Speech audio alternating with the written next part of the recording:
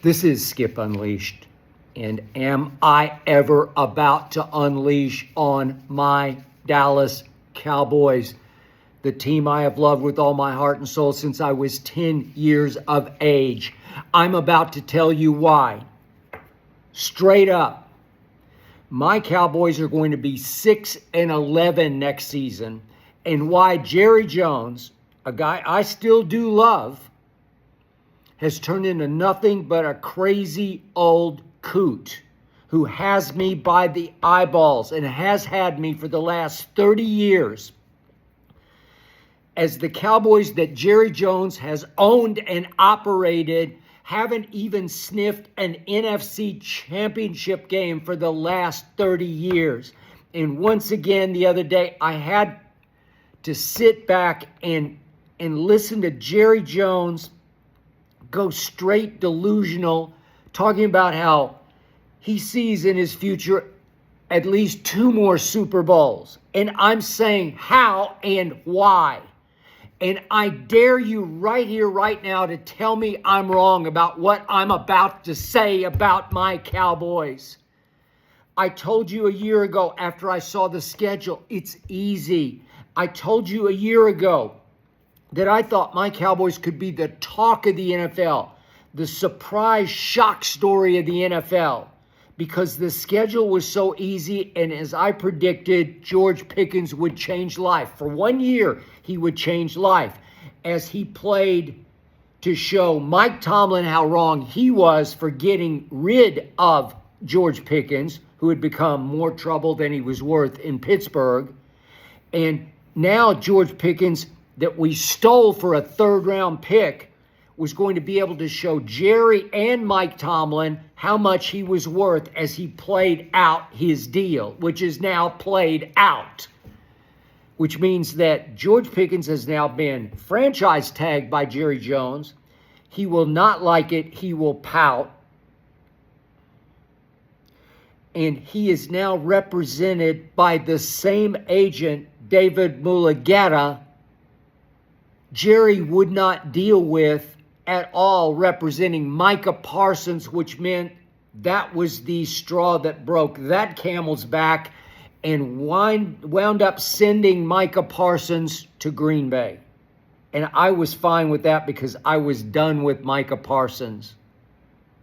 I did think that Jerry would keep him for 1 more year and say, you show me, you show me on the field that you're worth the most money of any defensive player, non-quarterback ever. So I had to sit and listen again the other day, and I just lost it listening to Jerry's annual State of the Union that he delivers on the Cowboy party bus at the Combine up in Indianapolis. And Jerry first talked about how he can't accept the thought of winning just 1 more Super Bowl. That he says, well, I've got more time than that on my clock, in my mind. So Jerry annually does this. He puts himself literally on the shrink's couch at the back of the bus. So all the world, the Cowboy Nation world, full of armchair psychiatrists, can try to decipher the often gibberish that comes out of Jerry's mouth, the cockamamie caca that comes out of Jerry's mouth.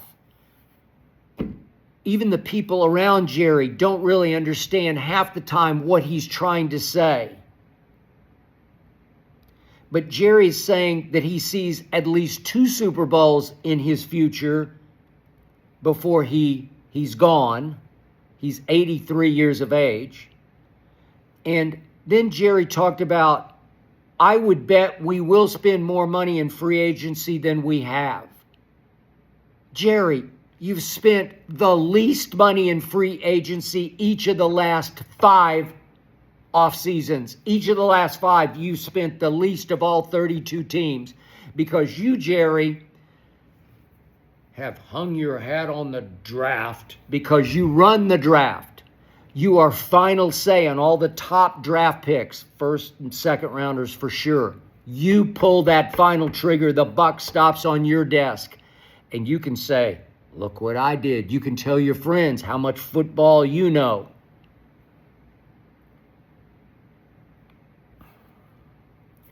And for a while, from like 2010 to 2020, thanks to the voices around you, Jerry, thanks to the coaches and the front office staff, the scouting staff, Will McClay's staff, Will McClay, you had the correct information that you pulled the right triggers most of the time through that period, and you drafted second best in that decade to the Kansas City Chiefs, and it set you up to be pretty good on offense. Pretty good on offense. You lucked into Dak Prescott in the fourth round, but in the end, when push comes to shove, when it's time to be a first-round pick, he turns back into a fourth-round pick. He's 2-5 in the postseason, and next year, Jerry, you are paying him the most money of any player in all of pro football. That's what I get to look forward to with my quarterback next year.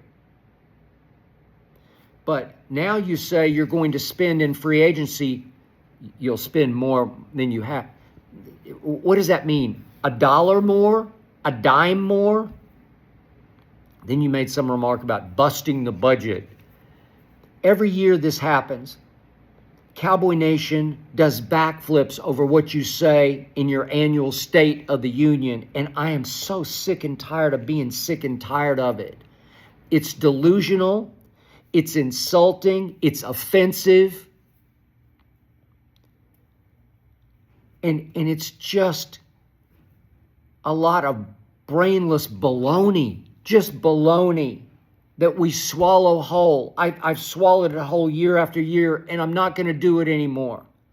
Because last year, Jerry, you had the worst defense in the history of the franchise.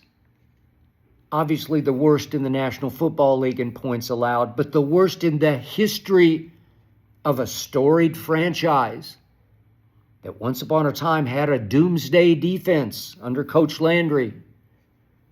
Once upon a time, won 3 Super Bowls that should have been 5 in a row with a defense built by Jimmy Johnson and Dave Wanstead.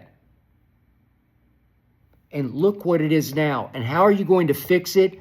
You went out, Jerry, and you hired a 34-year-old defensive coordinator who had never been a defensive coordinator before. What? Christian Parker, he's come up under smart guys. Fangio and Vance Joseph. Okay, I got that, but he's never called a defense in his life. And he's going to snap his fingers and fix this defense.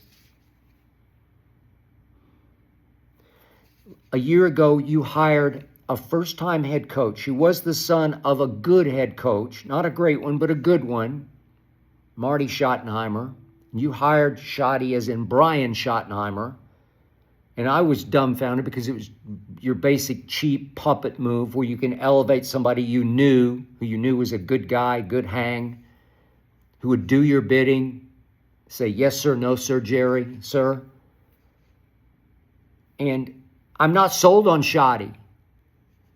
And there were times that I couldn't help myself. I had to re-nickname him Shitty because it got to be that. Numerous times during the year when I thought it was time to take off, Schotty was shockingly disappointing, scarily disappointing, and we went 7-9-1.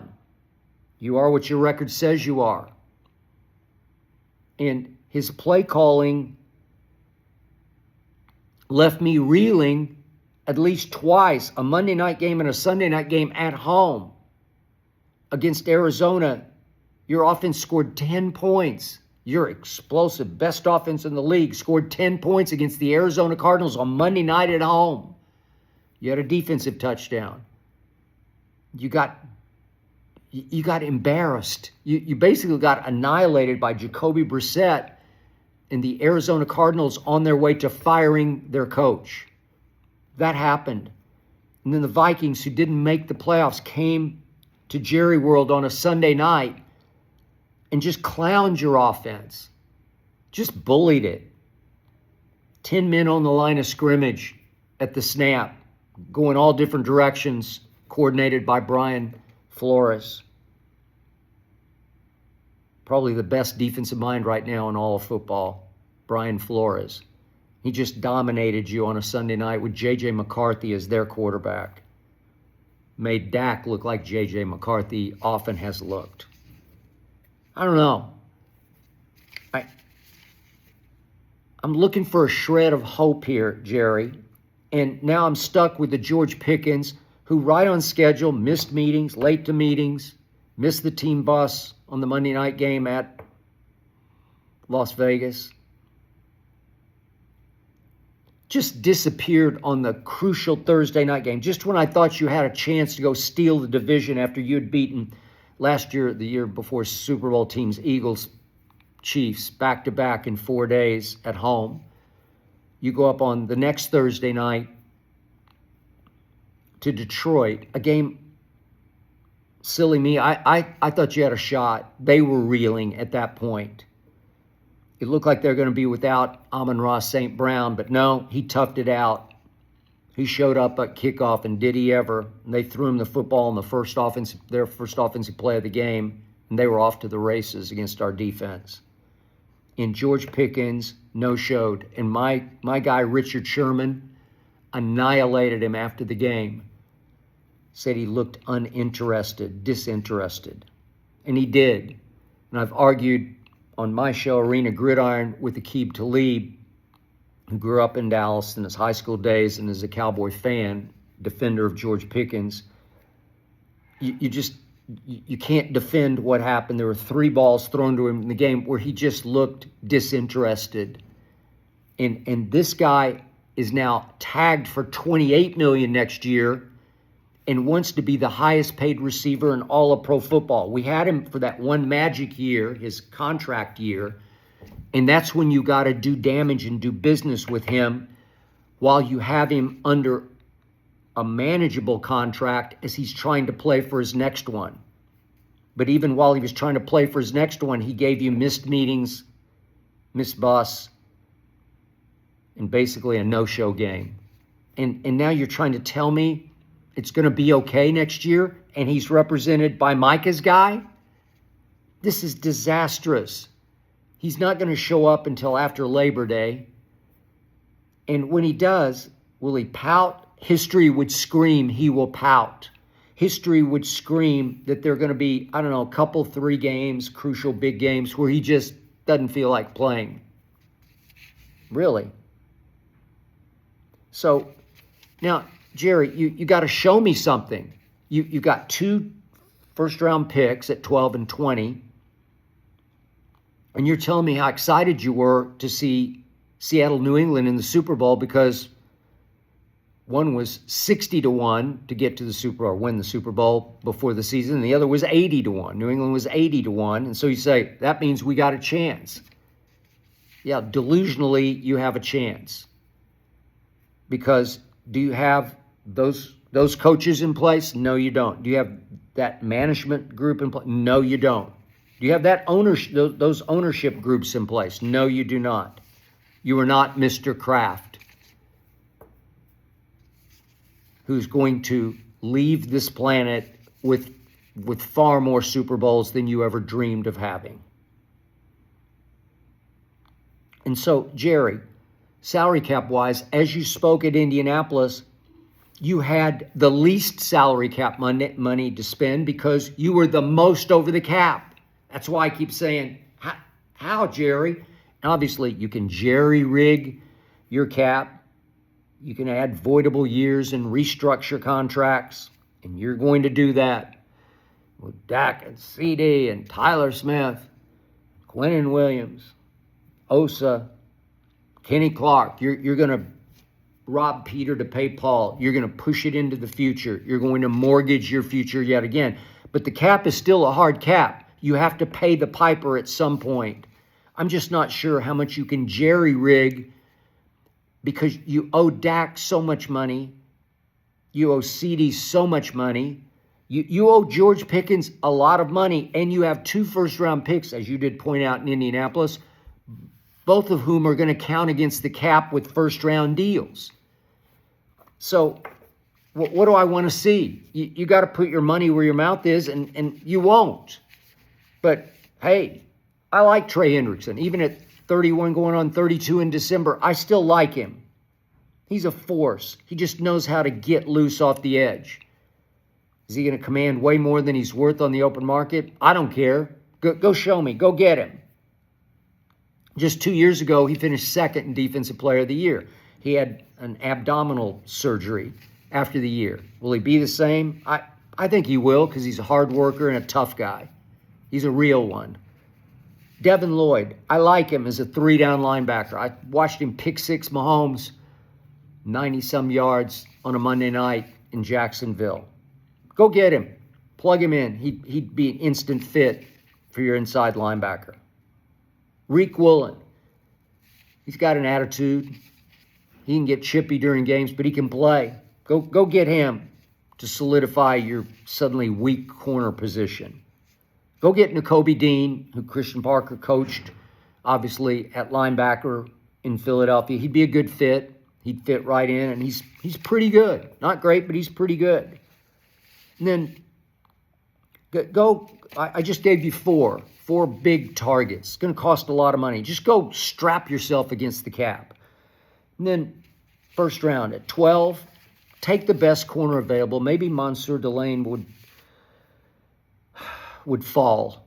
Maybe he'd fall to 12. It's the LSU corner, probably the best corner. I haven't studied it hard yet, but probably the best corner. Gerard McCoy, I'm a little shaky about, from Tennessee, just because he missed last year with a knee injury and has not worked out and won't until his pro day, but he'll be sitting there. And then at 20, Mesidor, I just liked him. I liked what I saw in the playoffs from Mesidor from the U. And I think he'll still be there at 20. And I'm also pretty sure that R. Mason Thomas, from a school I grew up loving, University of Oklahoma, will still be there. He's a stud. I'll never forget Lane Kiffin. Right after Lane Kiffin had beaten Oklahoma, upset the Sooners in Norman, was being interviewed on the field, and R. Mason Thomas walked by, and he said, that guy, I think they were yelling at each other, but he said, that guy is the best defensive player in the country. And he was, in my opinion, as a pass rusher. I think he'll be there at 20. I wouldn't hate that. So I just gave you some quick fixes, Jerry. But are you really going to spend the money? Are you really going to give up the draft in favor of free agency? Are you going to just trade back and trade back and trade out and try to save yourself draft money and spend it all on free agents that I just gave you my order? Trey Hendrickson, Devin Lloyd, Reek Woolen, Nakobe Dean. Boom, boom, boom, boom, boom. Go do that. Is that what you want to do? I don't believe you will, because your ego is so deeply invested in being the owner and the operator of the Dallas Cowboys that there's no way that you're going to give up the draft, give up the attention you get in the war room, the attention you get post-draft from all your friends. You take people out to dinner, you take them out to lunch, and you can brag about who you picked in the first round twice. That's what means the most to you. Your ego is tied to drafting, not buying. You don't like the prospect. You're like, well, anybody can go buy a championship in free agency. I want to draft a championship because that I can brag about. It's too easy to go buy because that you can't really brag about. But in the end, Jerry, nobody really cares. I'm just telling you, I've had enough of being as delusional as my owner is year after year. I got just dangerously delusional a year ago, and I've just had enough of it. I can't do this anymore. I thought that team last year had a chance to win 12, 13 games against that schedule. Go back and look at it and tell me Tell me, it set up perfectly. They had to go win on opening Thursday night at Philly, but Dak has been great at Philadelphia. He was 10 touchdowns, no interceptions going into that game, and he threw 2 fourth-quarter balls that should have won that game to, of all people, my favorite receiver, CeeDee Lamb, and he dropped both of them. 24-20 Eagles, that would have detonated, that would have jump-started. But go look at what happened the rest of the schedule. Tell me, the first loss I had was at Denver, and that was a wipeout. I got it. But after that, it's set up. It was beautiful. And we went 7-9-1 against an easy schedule with a first-year head coach I'm not sold on. A Matt Eber fraud that I shouldn't have been sold on. I'm thinking Deron Bland and Trevon Diggs, and nope and nope. They revolted, they mutinied against the zone defenses that I saw Seattle play all the way to the championship. I don't know. I've just seen enough. I've had enough. I've done enough. I know Jerry. I spent a ton of time around Jerry for the 3 books I wrote about the Dallas Cowboys. I love Jerry. If you spend as much time as I did around him, you can't help but really, really like him. But as my owner and my operator, I'm just sick to death of this crazy old coot spouting off on the shrink's couch at the back of the bus and having everybody psychoanalyze his cockamamie caca quotes. That's it just keeps happening. Everybody's saying, it's just crazy. Yeah, it's truly creepy crazy. Talking about Super Bowls and I'm going to spend more in free agency, $1 more. It's just insulting. It's offensive to anybody with half a brain who's a fan of this team. It's just got 6-11 written all over it. Pickens will be an issue. And by the way, Jerry said that front that we have, he calls the Cowboys offensive line a front. You have a defensive front. This is what I've always said about Jerry. He can't even talk football correctly. He doesn't have the lingo down. He played college football, but he's one of those guys who just doesn't really get football. And he's the GM of the Dallas Cowboys. That's why for 30 years they haven't even sniffed an NFC Championship game. And listen, that left tackle of ours, quote unquote, from the University of Oklahoma, I won't humiliate him now by calling his name. He's shaky, but I said it on draft night. Project at best. He's like 6'7". Tyler Guyton. I can't help myself. But he's got bust written all over him. He was in and out of the lineup all last year. So we don't have a left tackle. We do have a Pickens problem. We have a quarterback who's going to let you down when you most need him to. So if you're talking about going and winning the Super Bowl next year, do you really trust Dak in the post? I don't. I just don't. So what am I looking at here? You really going to turn the defense around on the fly from all-time franchise worst to what? Middle of the pack? What's middle of the pack defense going to get you? It's going to get you 6-11. The schedule will be tougher next year. 6-11. Philadelphia's not going away. The Giants will be better. I promise you the Commanders, if Jaden Daniels stays upright the whole year, which I think he will next year because he was as a rookie, they're just going to be better. We're a candidate to finish last. In fact, I'll just go on record right now. We will finish last in the NFC East at 6-11. You heard it here first. You heard it here from my Cowboy-loving heart. 6-11 next year. Thank you, Jerry.